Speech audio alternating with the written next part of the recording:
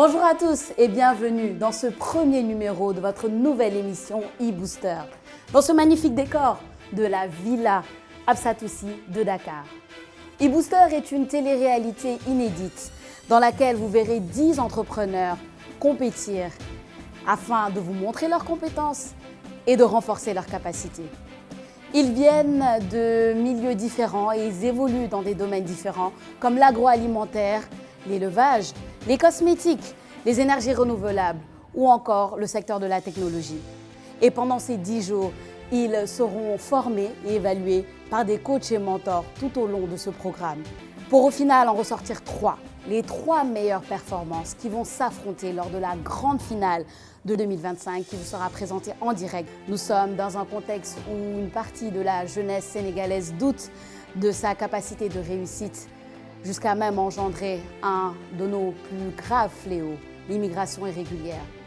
Et dans ce contexte, nous avons le plaisir de vous faire découvrir 5 jeunes hommes et 5 jeunes femmes qui y croient en leurs capacités, qui ont la passion pour l'entrepreneuriat et qui croient en leur réussite à l'intérieur de leur pays. Sans plus tarder, allons à la découverte de nos candidats.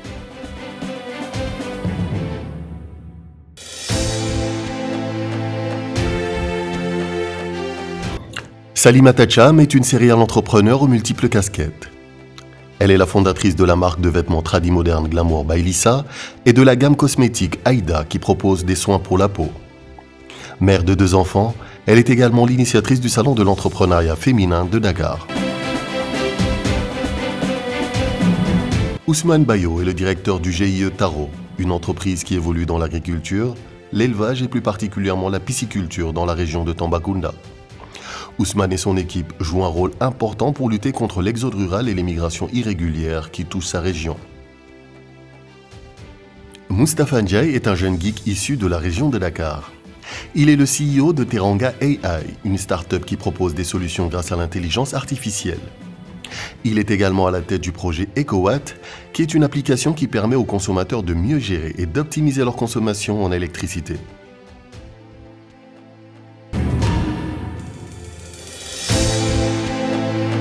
Jatou Jeju est la fondatrice de Casa Biosol, une start-up qui valorise la pulpe d'acajou qu'elle transforme en aliment de volaille dans la région de Ziguinchor. Cette technicienne en énergie renouvelable de formation est une passionnée de l'entrepreneuriat et est mère d'un petit garçon de 20 mois. Maria Madjibril Awadjalo est la fondatrice de la marque Karimaya qui propose des produits cosmétiques à base de matières premières locales.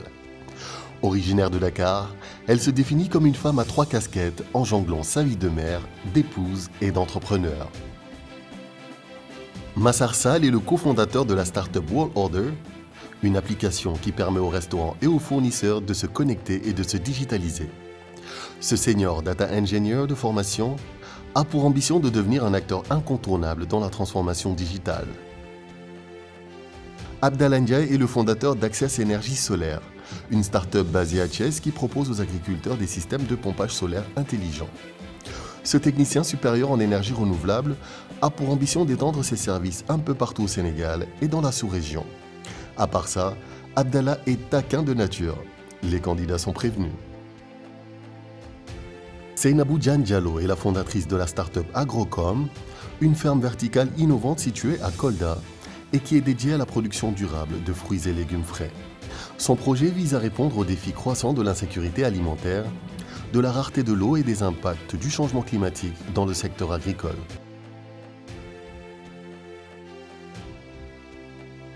Mamadou Boy Diallo est le cofondateur du GIE des jeunes travailleurs qui s'active dans la production et la transformation de produits agricoles tels que le fognon dans la région de Tambacounda.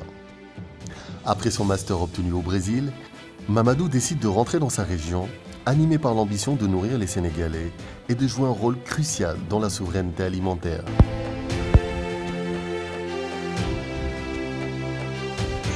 Originaire de Kaffrine, Maria Mandao est la fondatrice de Mafa Sublime, une plateforme e-commerce qui permet aux couturiers de sa région de proposer des tenues traditionnelles et tradimodernes aux clients du Sénégal et de la diaspora. À 23 ans, elle est la cadette de cette première saison de e-Booster. Mais cela ne compte pas l'arrêter pour faire partie des 3 finalistes. Bonjour chers entrepreneurs. Bonjour. Ah, vous avez la forme, On dirait que ça va, pas trop stressé. Salimata, ça va? Ça va bien. Tu vas bien? T'es un peu stressé quand même ou pas du tout? Et Mariama, comment ça va? Ça va? Très bien. Et du côté des hommes, Momodou? En pleine forme. La première impression a été timide. Évidemment, c'était la première fois qu'on se croise.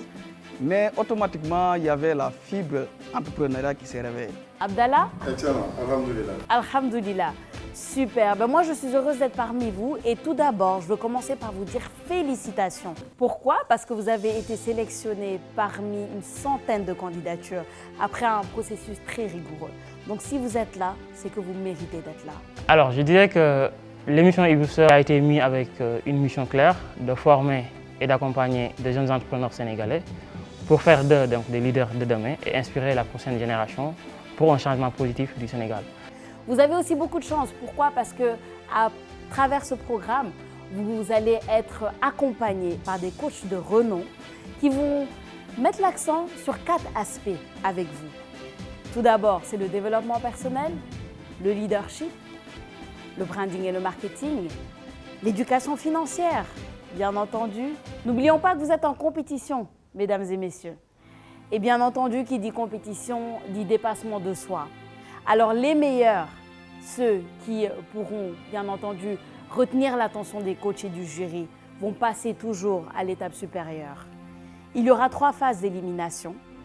Et après ces 3 phases, il y a forcément des finalistes, 3 finalistes qui vont compétir lors de la grande finale qui sera en direct, je vous le dis, et d'où va sortir le grand vainqueur de e-Booster saison 1. Alors voilà, je pense que je vous ai tout dit. Est-ce que vous êtes prêts à découvrir avec moi ceux qui vont vous accompagner, les coachs et les mentors? Oui? Parfait, découvrons-les ensemble. Balkissa Ahmadou est une consultante en marketing et personnel branding qui accompagne les particuliers, les entreprises et les PME-TPE. Elle les aide à élaborer des stratégies marketing impactantes et une bonne présence digitale afin d'accentuer la croissance de leur entreprise.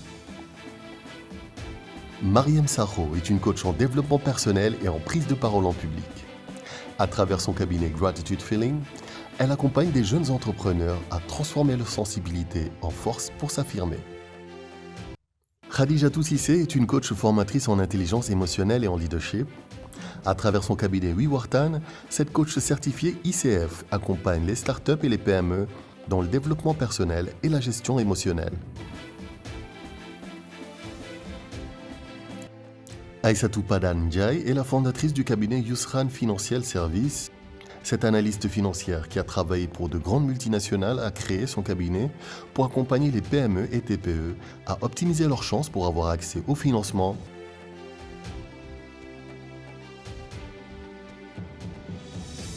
Arona Sow est le responsable des renforcements de capacités au sein de l'USAID Entrepreneuriat et Investissement.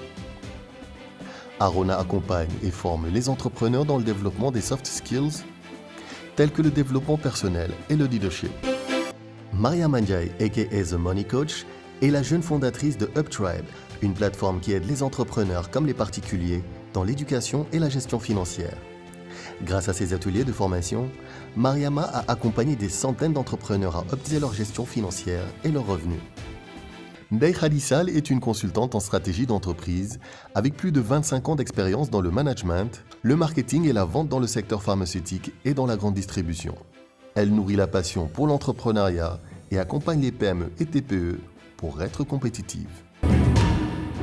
Et voilà, l'aventure e-Booster démarre pour nos candidats.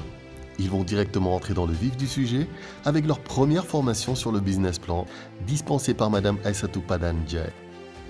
Nous allons vraiment essayer de faire de cette journée quelque chose d'assez fructueux pour vous. Et je voudrais que ce soit interactif, d'accord? En matière de business plan, vous savez, il y en a beaucoup qui pensent qu'un business plan, voilà, c'est un document de 50 pages, excusez-moi du terme, où on raconte sa vie, qui va essayer de convaincre quelqu'un parce qu'on lui a dit que voilà, mon projet, il va réussir et il va faire des milliards de chiffre d'affaires. Il va faire ceci, il va recruter, il va payer des impôts et autres. Mais, au fond, un business plan, c'est un document, je pense, qui doit être beaucoup plus pertinent que ça, beaucoup plus intéressant que ça. Vous êtes des entrepreneurs, vous savez que des fois vous êtes tellement la tête sous l'eau que vous n'arrivez pas à vous rendre compte de ce qui se passe. Mais à un moment donné, c'est bien de s'asseoir et de noter. Qui tient une comptabilité formalisée, avec des états financiers visés? Une seule. La main forte, il faut lever les deux mains. Les femmes, les jeunes femmes. Voilà, donc ça également, c'est le nerf de la guerre. Business plan, ce n'est pas que du ego trip. Parler de soi de la meilleure manière possible, ce n'est pas que ça. À un moment donné, il faut mettre quelque chose sur la table, proposer du concret. On est d'accord? À travers les activités que nous menons avec le Salon de l'entrepreneuriat féminin de Dakar, ce qui nous a permis de mettre en place un plan d'encadrement pour suivre plus de 20 femmes entrepreneurs, à savoir concernant le leadership, la confiance en soi, les états financiers ainsi que l'outil comptable. Donc d'ailleurs, je fais partie de ce programme dont j'ai bénéficié. Selon vous, quelles sont vos contraintes? Pourquoi est-ce que vous ne tenez pas de comptabilité? C'est une grosse contrainte, hein, vous savez, pour les entrepreneurs aujourd'hui. Bon, nous avons la question de l'éducation financière. Nous avons la question de, voilà, je suis tellement pris par mes activités et par ma production que je n'ai pas le temps de m'occuper des chiffres. Après, un jour, je vais m'arrêter d'ici la fin de l'année pour essayer de voir finalement comment ce que j'ai fait. Mais quand on ne s'assoit pas pour faire le point, on n'a pas de visibilité. Donc la visibilité, elle est primordiale. Certains définissent un business plan comme étant un tableau de bord. C'est aussi un tableau de bord, parce que c'est ce qui nous donne l'information. On peut vouloir faire un développement interne. À partir de ce développement interne, comme ce qu'elle est en train de préparer, avoir quand même une situation et savoir ce que, voilà. Donc c'est la raison pour laquelle il y a énormément de types de business plan. Il y en a 9. Donc la partie rédactionnelle, en général, qui représente 80%, on écrit beaucoup, vous savez, quand on dit business plan. Même si c'est 5 pages, la partie rédactionnelle, elle va toujours dominer. Après, nous avons une partie financière. En général, on peut regarder le business plan, mais à un moment donné, là, on ouvre les chiffres et on regarde. Parce que c'est ça qui nous intéresse réellement. C'est la rentabilité, c'est ce qui nous permet de savoir, au-delà de la confiance, est-ce qu'on a envie de mettre nos sous ou pas. Donc, c'est 5 principaux points. Donc, le résumé exécutif, l'entreprise et le management, le marché, le projet, les projections financières. Quand on parle de business plan efficace, selon vous, on peut aller sur combien de pages? 10 pages? Une vingtaine de pages, oui. Je pense que c'est raisonnable, hein? 20 pages, je pense que c'est assez raisonnable. On parle de tout ce qu'il faut dans 20 pages. Maintenant, vous savez, des fois, en général, pour tout ce qui est fusion, acquisition, lorsque c'est des investisseurs, c'est des gens qui doivent rentrer dans votre capital, là aussi, je ne vais pas dire que c'est plus sérieux, non, on ne va pas dire ça, mais peut-être qu'ils vont avoir besoin de savoir un peu plus, d'en savoir un peu plus. Là, on peut prendre la latitude peut-être de bien expliquer. Ça dépend du produit, ça dépend du projet. Et il y a beaucoup de variantes. C'est à vous de voir, en fonction de la pertinence de ce que vous voulez exposer, est-ce que je dois aller sur plusieurs pages au moins? On n'est pas figé, mais on dit en général qu'un business plan doit être compris entre 15 et 40 pages maximum. Le business plan était quelque chose de très stressant pour moi parce que je ne l'ai jamais rédigé et j'avais beaucoup de problèmes à le faire. La formation m'a permis de savoir beaucoup de choses, surtout en matière de comptabilité. Pendant plus de 5 heures, Aïssatou Panandiaï a échangé et partagé avec les candidats sur les différents éléments du business plan et vers la fin de la formation, elle va les évaluer sur un cas pratique. Nous allons aller dans les cas pratiques. Et c'est pour ça qu'on a distribué les post-it jaunes et verts.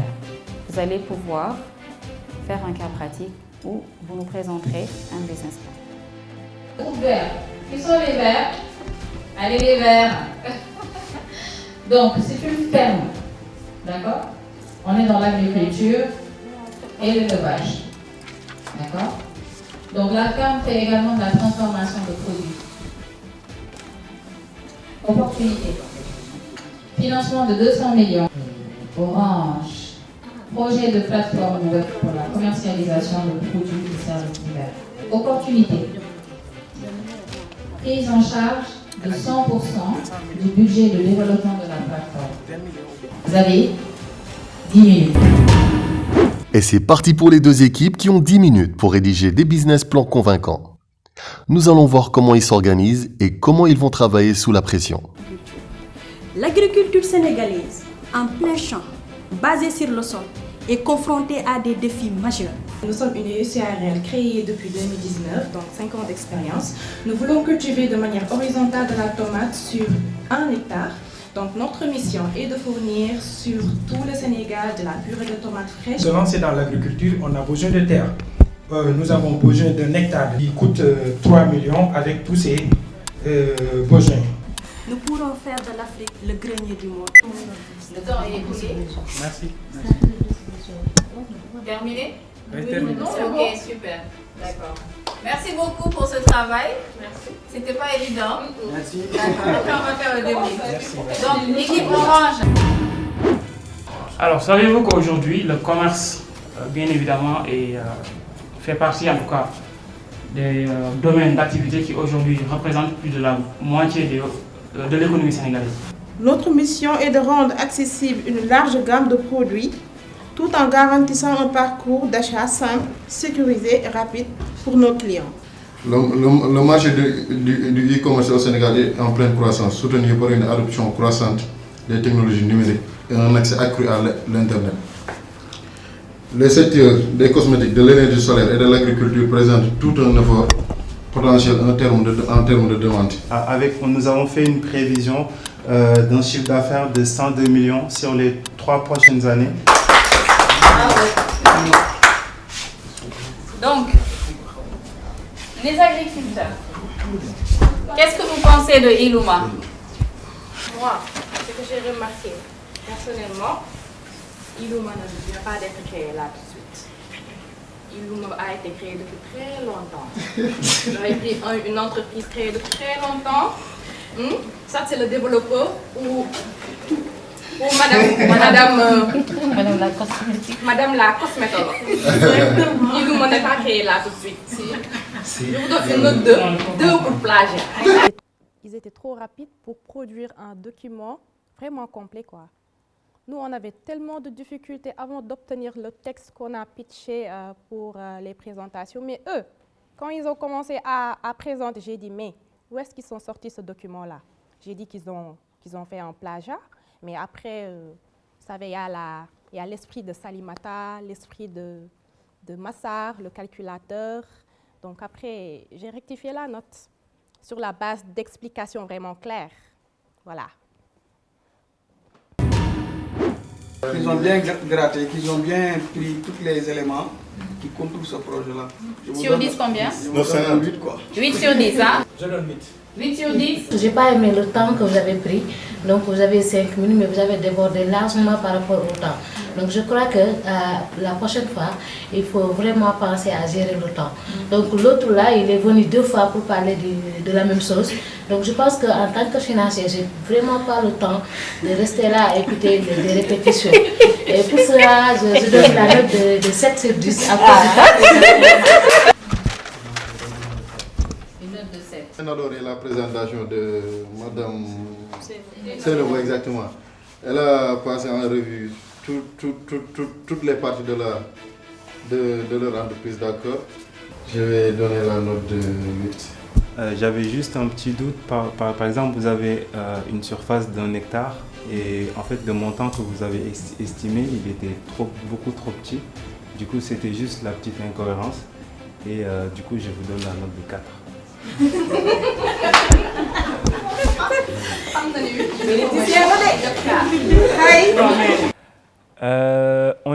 On est en compétition, du coup je souhaite que mon équipe gagne.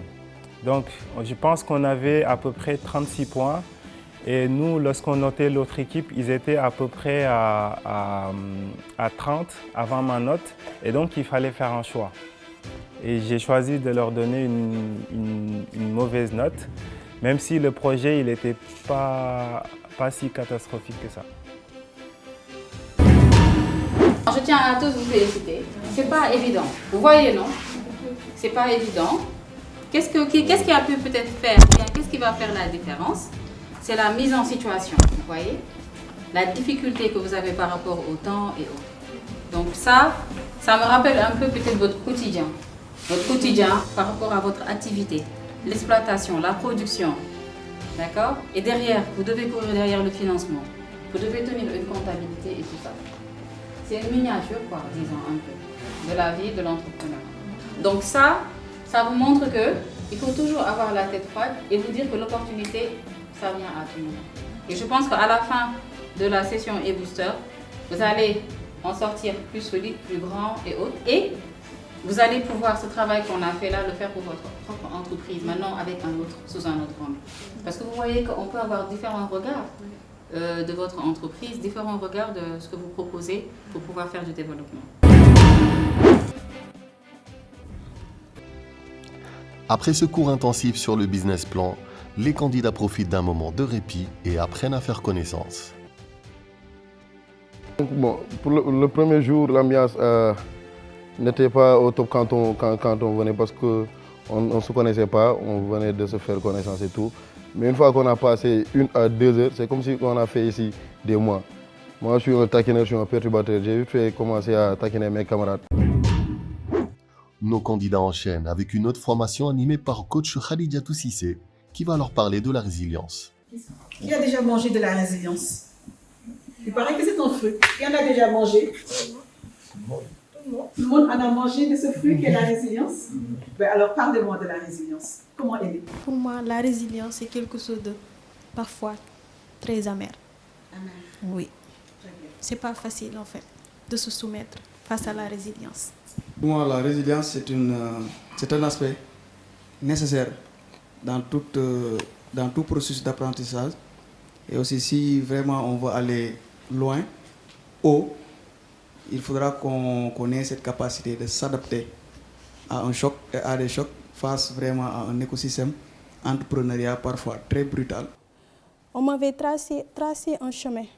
C'était quoi? C'était après les études, d'avoir un boulot, aller travailler, selon ma maman. Et avec les réalités du marché, après mes études, je me suis retrouvée à l'école du chômage où j'ai beaucoup appris. C'est là-bas même que j'ai appris la résilience. C'est la capacité de tomber, de se relever.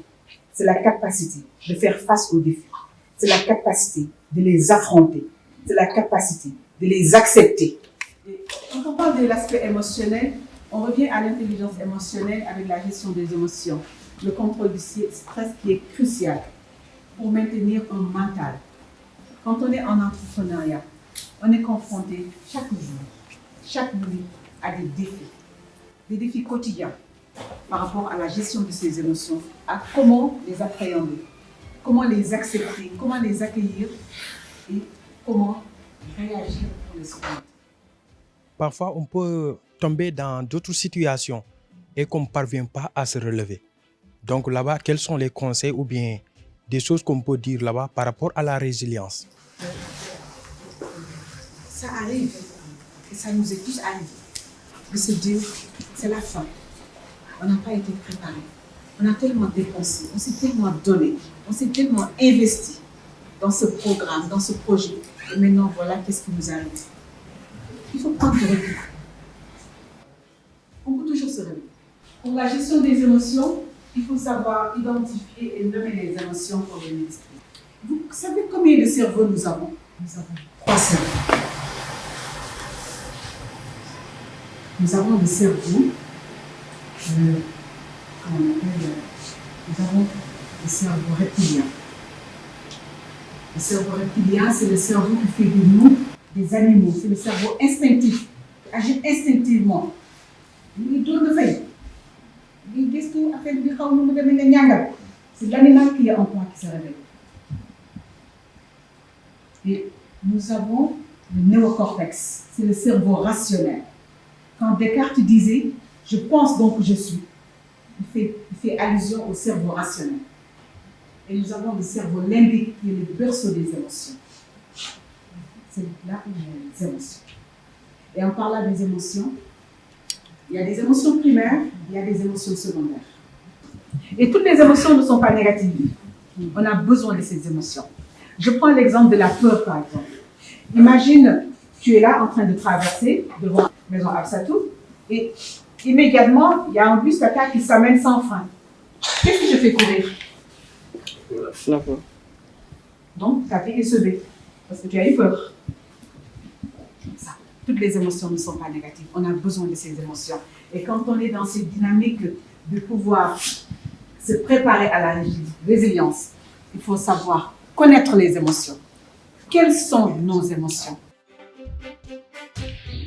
Alors que nos candidats sont pleinement concentrés dans leur atelier, ils vont recevoir un invité très spécial. Je pense que nous avons une invitée surprise. Monsieur Gagne, le parrain de cette cohorte, est là.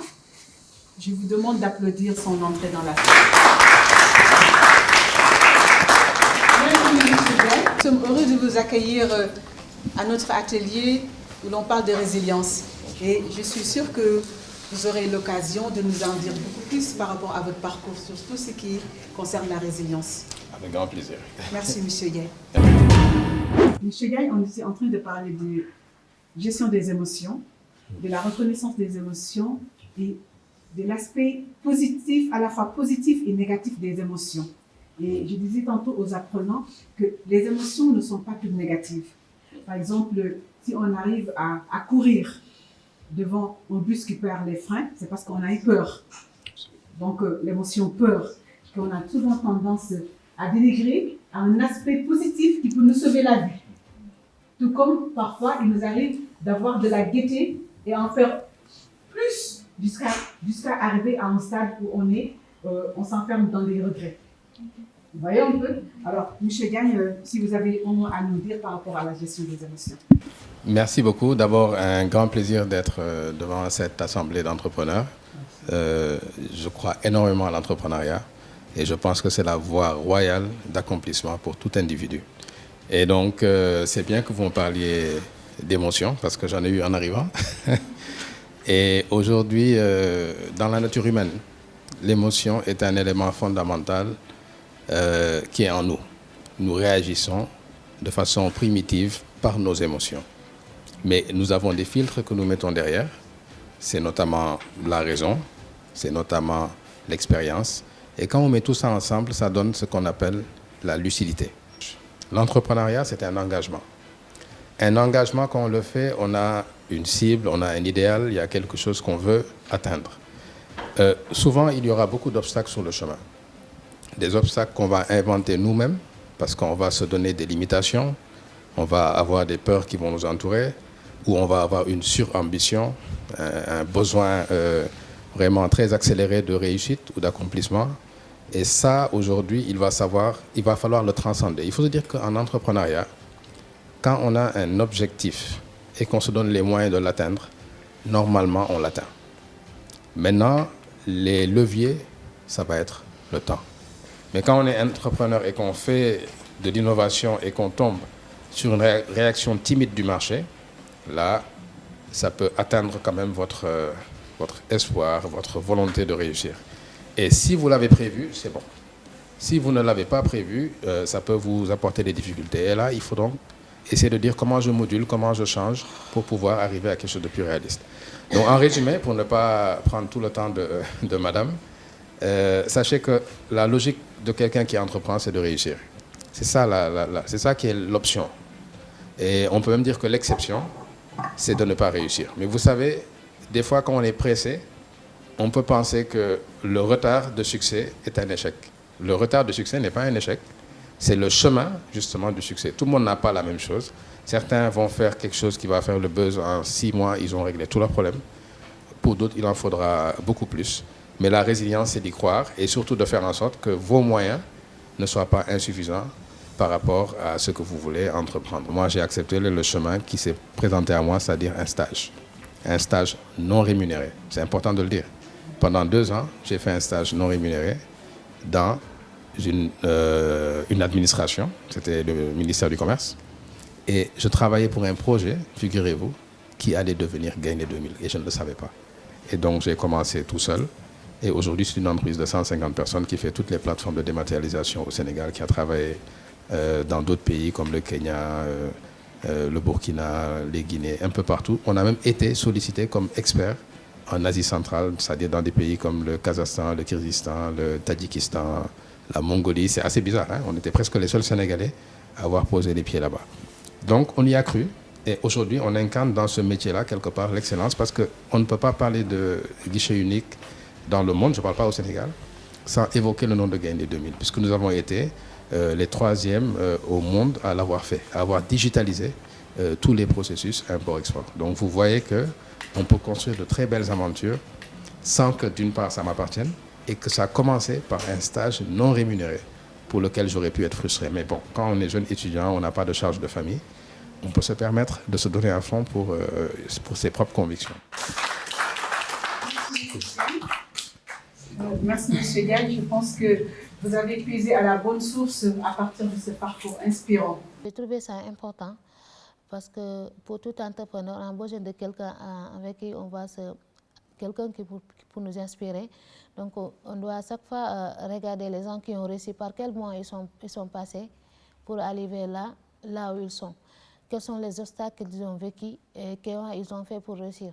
Donc moi j'ai trouvé que c'était important pour nous de recevoir sa visite, mais aussi j'ai retenu qu'il avait osé lancer un projet qui à ce moment-là était, je peux dire, quelque chose de pas facile pour lui, mais quand même il a su trouver les moyens qu'il faut pour aller de l'avant par rapport à ça. Donc je trouve vraiment que c'est inspirant et je pense que ça va vraiment nous servir de leçon pour nous les entrepreneurs. Espérons que la visite du parrain de cette première saison a pu booster le moral des candidats qui ont voulu immortaliser le moment.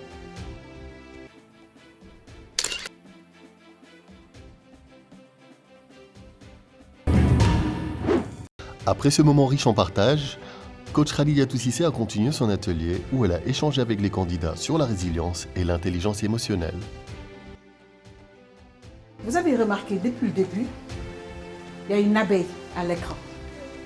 Vous l'avez remarqué ou bien vous ne l'avez pas remarqué? Vous avez remarqué l'abeille? Tout le monde l'a remarqué? D'accord, maintenant répondez à ma question. Pourquoi l'abeille, selon vous? J'ai eu à faire des recherches sur cet insecte. Comment ils vivent en fait, l'abeille, les abeilles, comment ils vivent? Ils vivent en colonie. Et avec les abeilles, il y a une reine. Avec les abeilles, il y a ce qu'on appelle les bitumeurs. Il y a même avec les abeilles ce qui transforme le miel. Ils sont constitués en fait en une chaîne en fait. J'ai choisi l'abeille parce que l'abeille est un symbole puissant pour illustrer la résilience. Elle incarne le travail acharné, l'adaptabilité et l'importance du collectif pour surmonter les défis, tout comme vous les entrepreneurs. Et malgré son apparence délicate, l'abeille surmonte des obstacles en volant de fleur en fleur, récoltant ce qui est essentiel pour nourrir et soutenir toute sa communauté. Et tout comme l'abeille, la résilience consiste à transformer des situations difficiles en opportunités, en avançant avec persévérance et en s'appuyant sur ses forces de son environnement pour construire quelque chose de plus grand que soi. Devenez des abeilles. Devenez des abeilles et faites de vos défis un apprentissage. Grandissez, évoluez et j'espère qu'avec eBooster, vous allez tous éclore. Merci. L'entrepreneuriat, pour certains, c'est un moyen de se faire et de s'épanouir. Et seulement, ils oublient que c'est un chemin où il y a énormément d'obstacles. Et par rapport à ça, le thème clé que nous avons travaillé avec eux, qui est la résilience, leur a permis de se reconnecter à eux, de redécouvrir leur potentiel intérieur et de savoir que tout chemin de succès doit souvent et assez souvent même emprunter des chemins semés d'embûches d'obstacles. Et avec la résilience, il faut savoir convertir ces obstacles en opportunités, convertir les défis en succès. Et c'est ça qui permet que l'entrepreneuriat puisse arriver à un moment de succès. Alors voilà, nos candidats viennent d'achever leur première journée.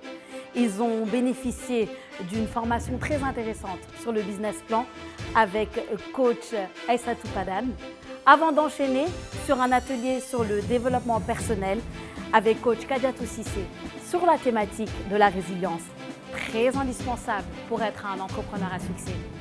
Et cerise sur le gâteau, ils ont reçu la visite du parrain de cette première saison de eBooster. Il s'agit du directeur général de Gaïndé 2000, M. Noureddine Ndiaye. Il n'a pas manqué de leur lancer des messages clés sur les valeurs que doivent avoir les entrepreneurs pour réussir. Je vous le disais, eBooster est un programme inédit. et vous avez sûrement pu déjà le constater. Une belle télé-réalité qui met en avant ces jeunes hommes sénégalais, ces jeunes femmes sénégalaises qui y croient, qui n'ont pas peur d'entreprendre et qui n'ont pas peur de se lancer pour devenir demain les champions de l'économie sénégalaise. Voilà, votre émission tire à sa fin pour aujourd'hui. Je vais vous laisser avec un aperçu de ce qui vous attend pour l'épisode prochain et je vous dis à très bientôt. Prochainement dans eBooster. La principale clé pour une présentation, pour une prise de parole en public réussie, c'est quoi? Être vous-même. Et ce que j'aime le plus dans la prise de parole en public, c'est comment occuper l'espace. Les gens oublieront toujours ce que vous avez dit. Par contre, ce que les gens n'oublieront jamais, c'est ce que vous leur avez fait ressentir. Souvent, quand j'avais des problèmes, j'essayais de les gérer seul. Et à force de gérer moi-même mes problèmes, j'ai fini par ne plus montrer mes sentiments. Donc je suis ravie d'être là devant vous à vous raconter cette petite anecdote. Bravo! J'ai foi en l'Afrique, j'ai foi au Sénégal. C'est une conviction qui me ronge. Je dors avec, je me réveille avec. On suit tous l'actualité sénégalaise et d'ailleurs.